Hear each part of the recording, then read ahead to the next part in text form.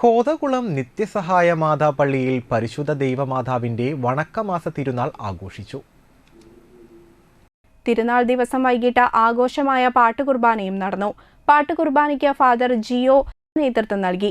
Valappad Saint Sebastian church വികാരി father Jenson Thattil, convener Davis Vazhappilly, കൈക്കാരന്മാരായ James CA, Lijo Kariyattil, AND Sijo എന്നിവർ തിരുനാൾ ആഘോഷങ്ങൾക്ക് നേതൃത്വം നൽകി.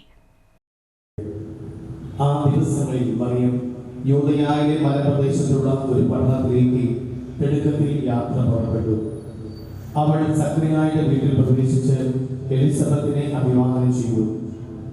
മറിയത്തിന്റെ അഭിവാദനം കേട്ടപ്പോൾ എലിസബത്തിന്റെ ഉദരത്തിൽ ശിശു കുതിച്ചു ചാടി. എലിസബത്ത് പരിശുദ്ധാത്മാവ് നിറഞ്ഞവളായി. അവളെ ഉദ്ഘോഷിച്ചു, നീ സ്ത്രീകളിൽ അനുഗ്രഹീതയാണ്, നിന്റെ ഉദരഫലവും അനുഗ്രഹീത. എന്റെ കർത്താവിന്റെ അമ്മ എന്റെ അടുത്ത് വരുവാനുള്ള ഈ ഭാഗ്യം എനിക്ക് എവിടെ നിന്ന്? ഇതാ നിന്റെ അഭിവാദന സ്വരം എന്റെ ചെവികളിൽ പതിച്ചപ്പോൾ ശിശു എന്റെ ഉദരത്തിൽ സന്തോഷത്താൽ കുതിച്ചു ചാടി.